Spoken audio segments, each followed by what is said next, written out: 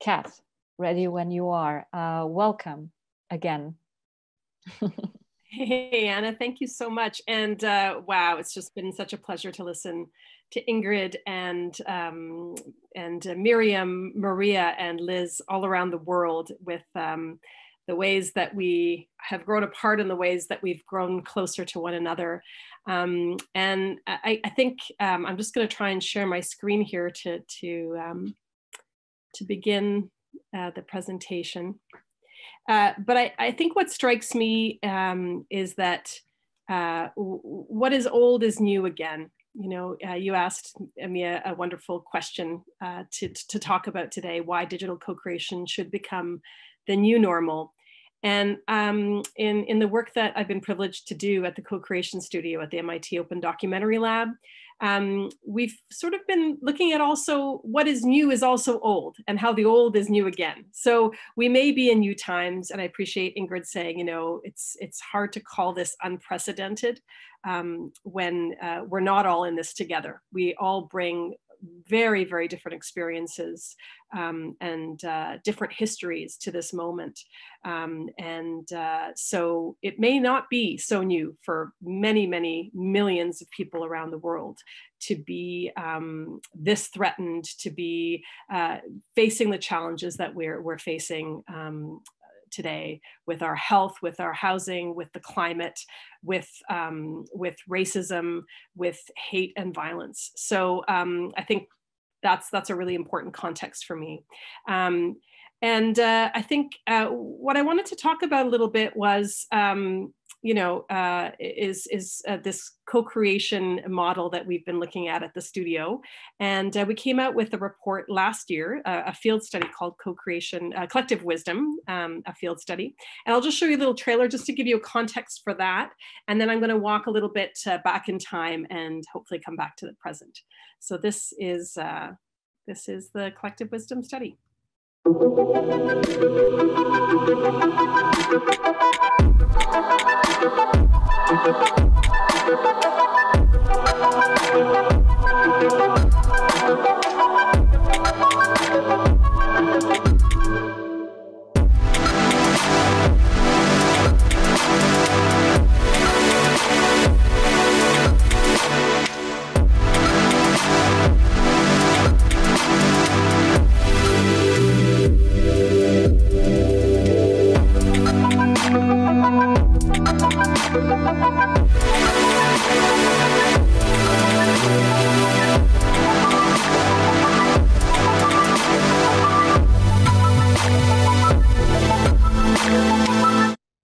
So that's a field study that we released last year, and I will go into the details of it.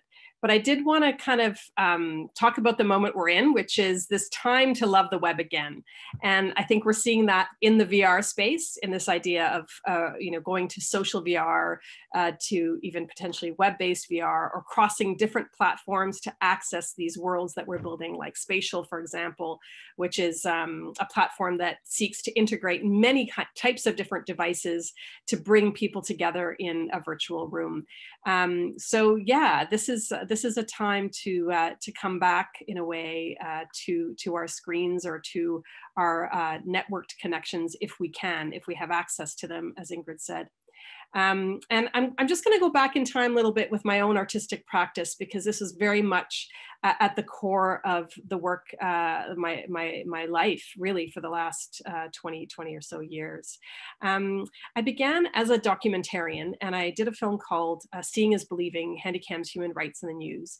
And we track the development of very cheap, accessible, and ubiquitous technology called the Handycam, and how it transformed the ability for citizens to document their realities, for human rights activists to document their realities and share fairly quickly for the time, starting with the Rodney King incident, of course, in 1990, which documented brutal police violence against a man on an LA highway.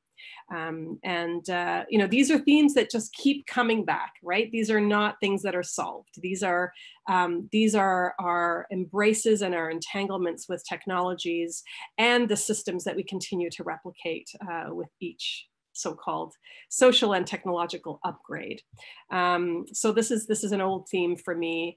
After that film, I ended up at the National Film Board of Canada working with doctors and nurses and patients at an inner city hospital to look at how media and medicine might work together, co-creating projects that would improve the health, the lives, and the healthcare system for both the local community here in Toronto, which is where I actually live. Even though I work at MIT, I'm here in Canada. That was the world's first interactive documentary. So we actually used Flash to build out the story of our project. And it was kind of surprising how it was received in the world as a narrative work in itself on the web, as a web native project.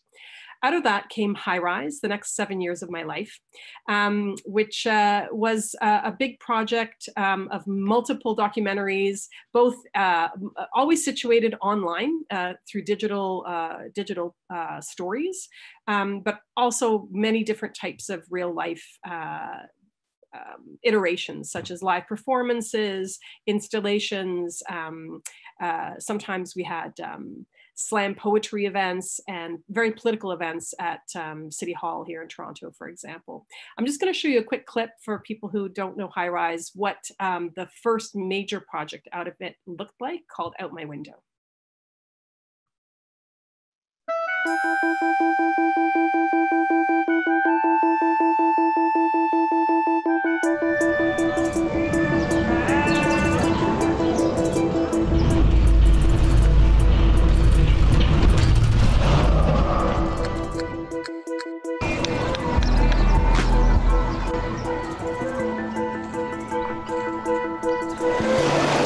Desde mi ventana, por la mañana me gusta pararme y ver el mar. También me gusta, según como esté el día y ver el mar, llegarme hasta la orilla.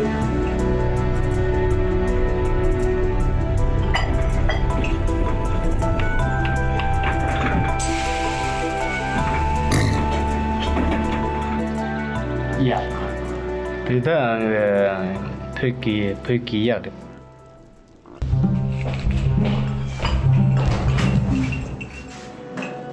We used to see like all the buildings. Used to be like 2 buildings right here. Ain't nobody over here no more. You lived your whole life in these buildings and now they gone. And you don't know what you're gonna do. I get strength from my enemies. Breaking through, you know I wanna see my soul in harmony. I get strength.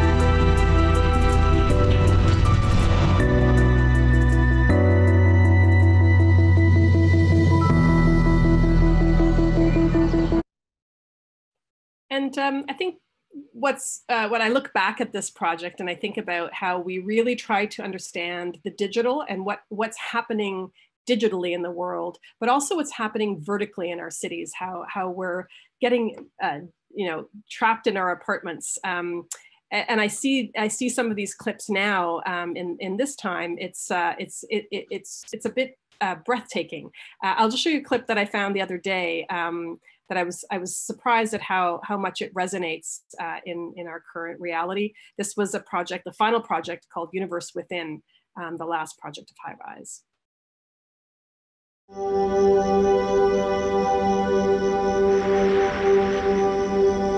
High rises are a kind of metaphor for the way we live today, physically together, yet very much apart. You shut the door to your apartment and connect to the world through the internet. In my apartment, I have a laptop, my iPhone, a table, and 3 chairs. Sometimes I picture the internet as a spider web and all these little bugs trying to get out. So yeah, it's very 2020. Yeah, except 2015. So we were already living this and many of us on this planet were living this through the kinds of other ways in which politics and violence tear us apart. So really profoundly striking for me. So that, but Universe Within was actually produced, was in partnership as a visiting artist at the MIT Open Documentary Lab. And I just never left. They invited me to, they said, what are you thinking of next after High Rise? And I said, I'm really tired of reinventing the wheel with co-creative methodologies. And I meet a lot of people in both our field, in media making, emergent technologies and documentary, but also in so many other fields that keep trying to reinvent these processes of doing things differently than the single authored vision. I'm an author and I'm just gonna somehow, make my mark on the world independently, maybe collaborate with certain people whose tech skills I need, but otherwise it's my vision. This is there's so many alternatives to that. And really they've been around for since time immemorial, I would argue, and we certainly argue in our field study. So just for anybody who's interested, the report is available at Co-Creation Studio. We launched it last year in around June, and we've kind of intersected with many different kinds of communities. For example, one of our earliest events that we went to was the Climate Story Lab. So Doc Society in London brought together a wide range of people from many different sectors to discuss climate stories, including VR works, but also classical documentary works. There were policy people there. There were environmentalists. There was the Sunrise Movement. It was really cross-sectoral. It was really exciting. And the co-creation methodology really resonated in that community. It also resonated on Liz and Michelle's incredible VR Island, where we did a big presentation talking to VR artists about this sort of hidden, behind the scenes co-creative practice that it takes, as we've been hearing all day today, what it takes to make this work. Like it just needs so many different kinds of people. It needs that can-do, and as Miriam says, it just has to be, people from so many different kinds of experiences and sectors. As I said, it's just quite simply, people ask, what's the difference between co-creation and collaboration? First of all, it's an alternative to single author, but the idea is that there isn't one person who has come up with the idea. The idea comes out of the very relationship that you build together. And I think that's kind of the crux of where we start, being less collaborative and more co-creative. We argue it's ancient. It's been around for thousands and thousands of years. And it's really the single vision, especially in media production and film production, is just the last 150 years. Ingrid referenced capitalism and how it structures the way that we make, or that we're forced to make the work. And capitalism very much privileges the single author.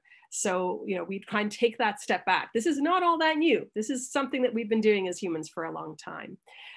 We look at three types of co-creations in the study: within community, and that's physical, but also online and digital, across disciplines and over organizations. And then we also think of co-creation in another way that often people don't think about, which is with biological systems. So artists that are working with mold, with cellular creatures, with planetary scale systems, things that unfold over, for example, 10 years on large swaths of land using the weather and the climate, to artificial intelligence, working with technology. And what is that like when we don't think of the technology just as a tool, but really more as a co-creative partner in something a little bit bigger?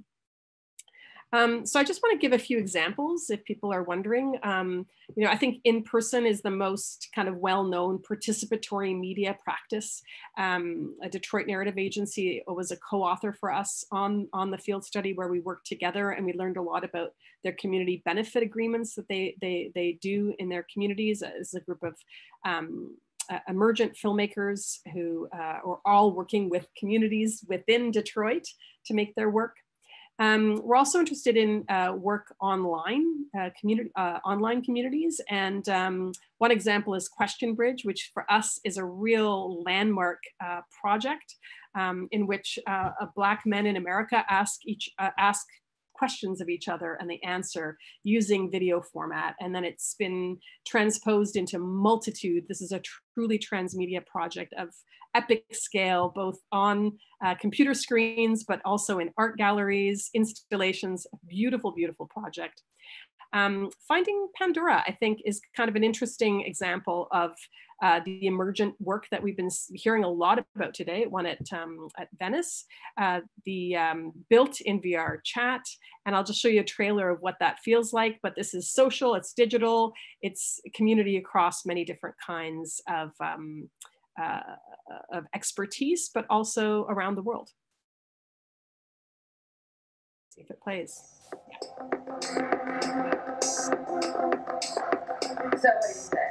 Are you ready to do something?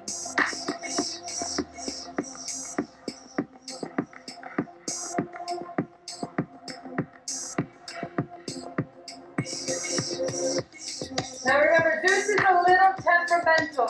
We have to approach with caution.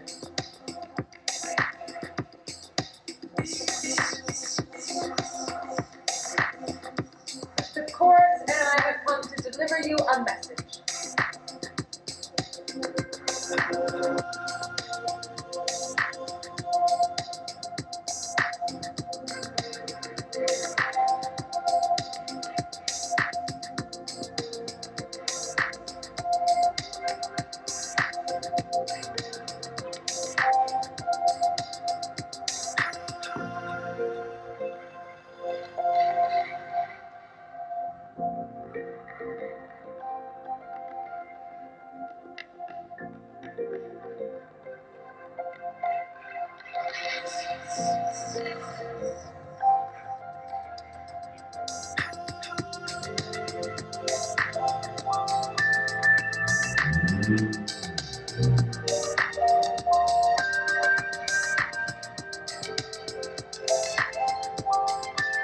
There's always a bar, at least in Venice. At least in Venice. So the other big part for us of co-creation is how do people work together across disciplines and between organizations that have not worked together before. A lot of this work we did at the Film Board with, for example, a hospital, or New York Times, which was a legacy print publication at the time when we were working with them. How do we make it work when we're so closed up in our own legacies? A great example of this is a film that came out, premiered at TIFF in 2018, I think, called The Edge of the Knife, which is an incredible collaboration across 3 different organizations. The Indigenous Haida government on the west coast of what is now known as Canada, an Inuit, a classic Inuit film production company, and a university that used community development tools to build story workshops in the communities. And the script was built out of those. And 80% of the money was spent training and working with people in the Haida communities. A beautiful, beautiful film. Play it, but I do urge you to check it out. It's an incredible collaboration, co-creation. Another VR example is The Key, which won at Venice last year when we were there, actually, which is an incredible collaboration, co-creation between an artist and a humanitarian organization. Without giving too much away, the artist was matched with a humanitarian organization. And when she learned who the organization was, she actually says she was a bit deflated because it was a topic that had been kind of overdone and covered in so many different ways. And she really needed to struggle to find the key to a different kind of story, which I think she does beautifully in that work. And then lastly, this category of human beyond human. So this is like working with non-human forms of intelligence, whether that be environmental systems or, for example, artificial intelligence. A great example of this is the work of Su Guangchong, who co-creates with robots that are fed, she's a painter, So she sort of prepares her robots and feeds them with live surveillance data, and they run with algorithms to respond to both her brushstrokes, but also this live surveillance data coming in from New York City. So this just gives you a sense of her performance, both a performance, a live interaction with data, and a very mechanical robot.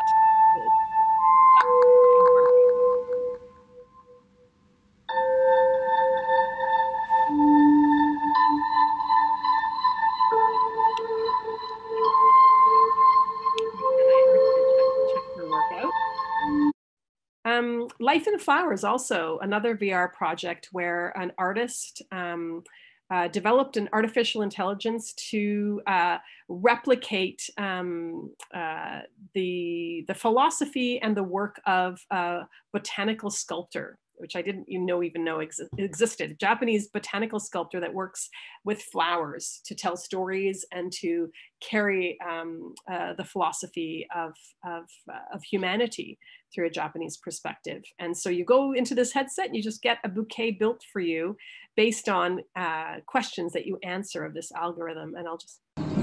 There must be a friction with flowers, with life. If that is missing, it's just a demonstration, an empty act. In this pursuit, you find the spirit of nature.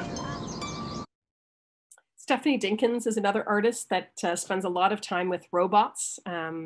She interrogated one for many, many hours to talk about race. It was a robot that was made in the likeness of a African-American woman, but made by white men. And so Stephanie began long conversations with this robot to find out, to get a little bit underneath, or a lot underneath, of the biases that that get embedded in the making of these kinds of systems. So again, back to this question of, where does co-creation lie?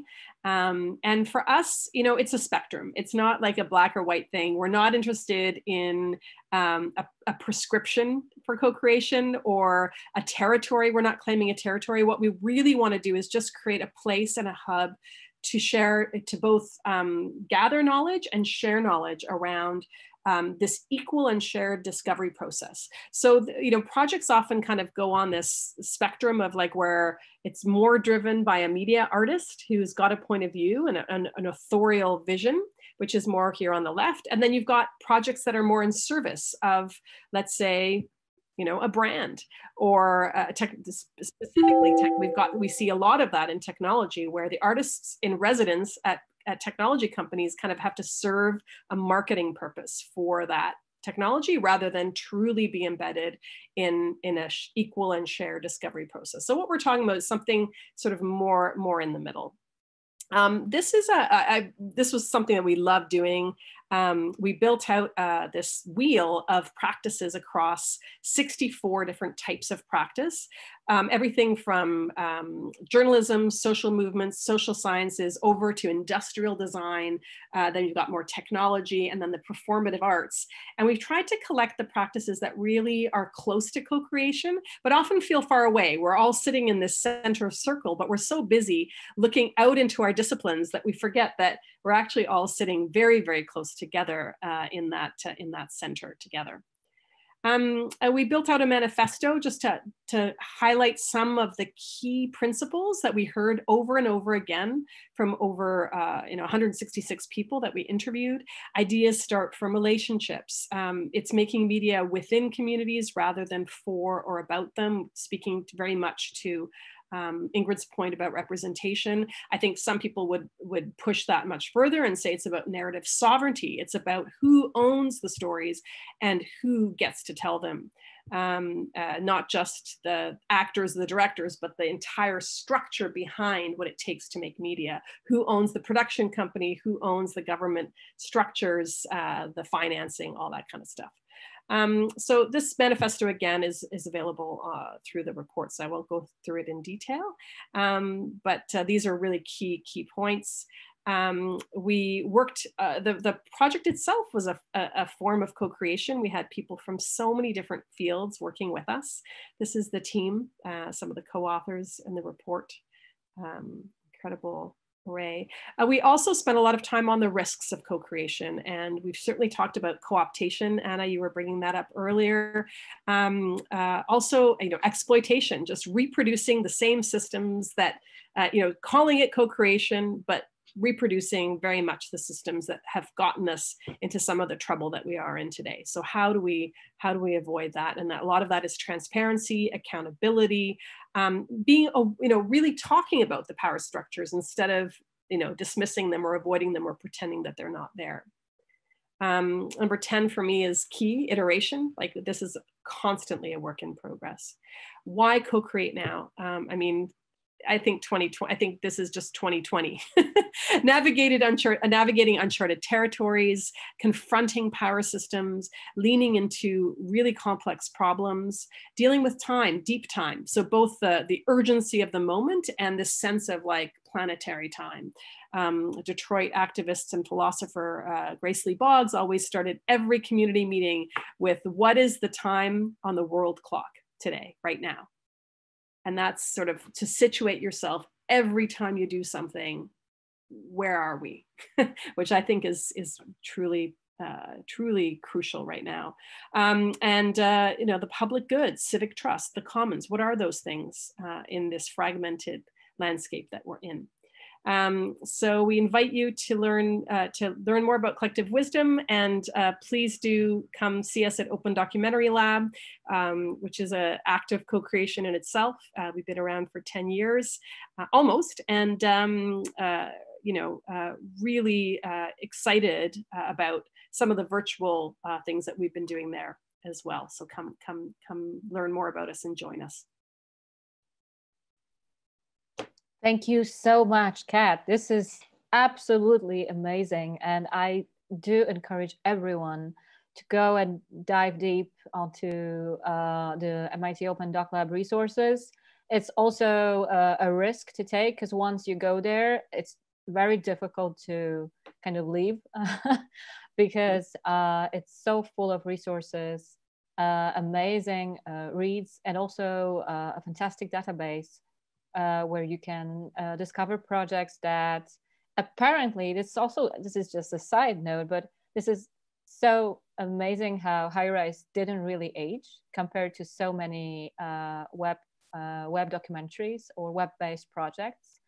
It does feel like when you just play the trailer, I just thought like, I don't see that all these years have passed. And there are so many web-based creations that age not so well. But again, thank you so much for this presentation. I think the co-creation as a model is something that for me personally was somewhere out there, but only in 2020 it occurred to me as something that is a must. So I'm really grateful for that you shared all these insights with us, and I do recommend us all to try to get deeper in the practice of the co-creation. And I wanted to ask you a little bit about the actual. There are two things that I think probably people ask you a lot about. One is what is the actual difference between introducing an actual co-creation model within your group or your team and something that is a collaboration the way we knew it before. Obviously it's about power and it's about hierarchy, but is there something else that we're missing from the picture when we take a look at it from a closer perspective? Yeah, I think it's, what are the rules of engagement when you enter the room, and theater does this really well. And theater actually has a big practice of, a long history of co-creation. And I mean, the easiest kind of analogy is to say, collaboration, we all collaborate all the time. But, when in a theater piece, when it's more collaborative and less co-creative, you come in and there's a script. and there's a director, and everybody's got their roles, and you sit at the table and you're following. Everybody's got, the art design has got to be fixed. The actors give their thing. But co-creation is there. You come into the room and there is no script. Sometimes there aren't even roles, in devised theater.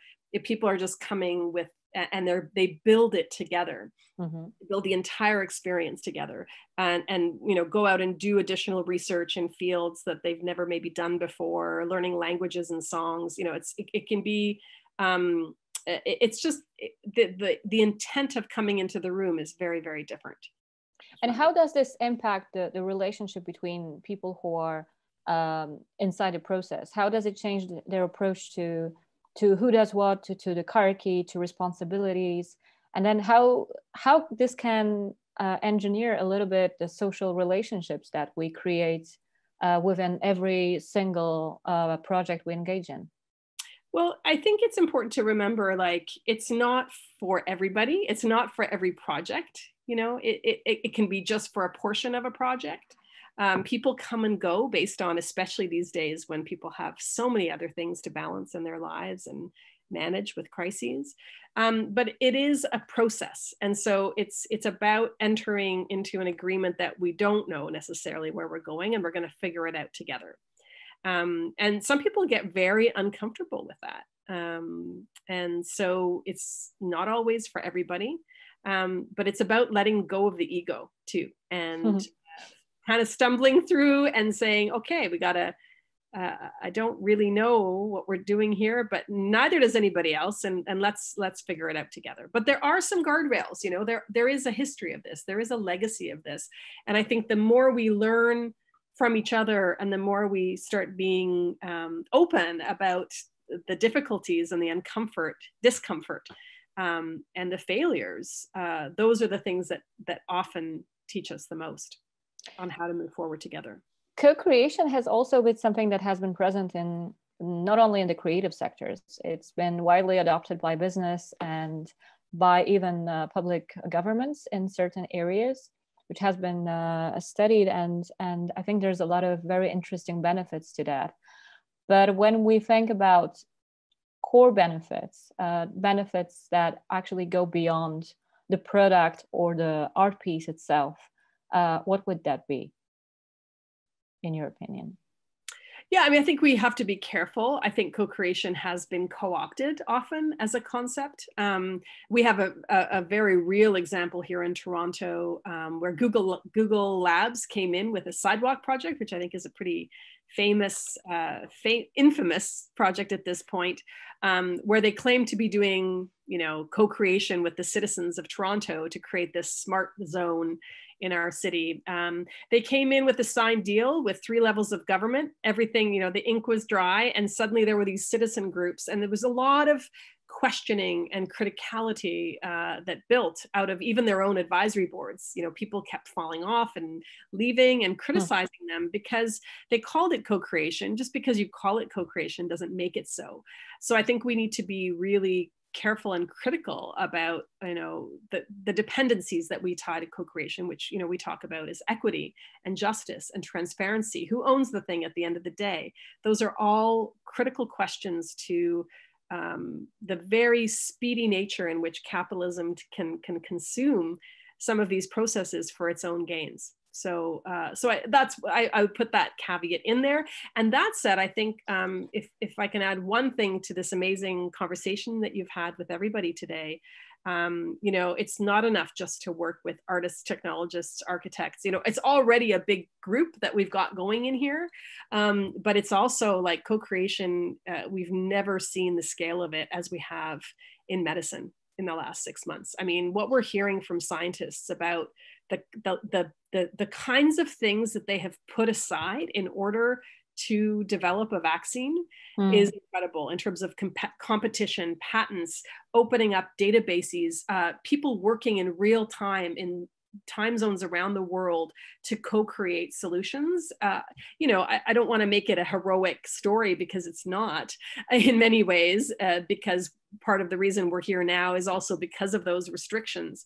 But I do think there is something going on in so many sectors, in education struggling with virtual schools. And there's both a crisis and also this sort of reckoning about, we need to do these things differently. And we as a field or multiplicity of fields need to work with those sectors as well, and deeply and profoundly and quickly.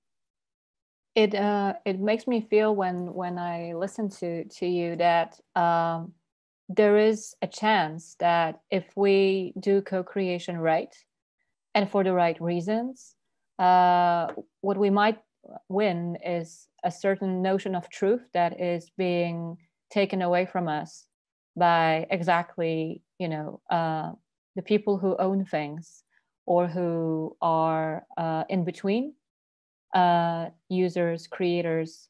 And this is something very important, because maybe what you just said shows us that when there's really an urge, a necessity, and we decide to change the usual way of doing things because we need to, and then we see it was possible, and then actually there were so many mistakes that could have been avoided on the way if we just thought about this earlier. I hope so. I just want to make sure that we open up to our friends and colleagues, both on the call and on the broadcast. In case you have any questions, that's your chance to ask them.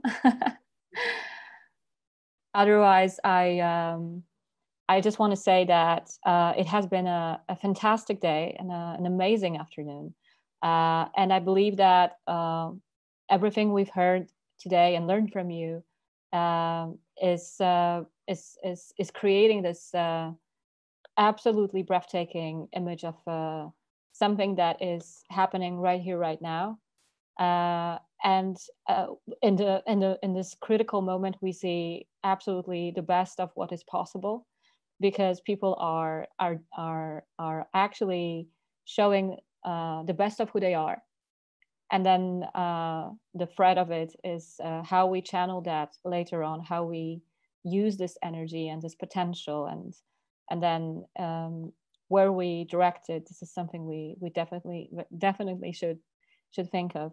I would like to thank you all so much. I want to thank all our presenters today, starting with Kat, who stayed with us so long.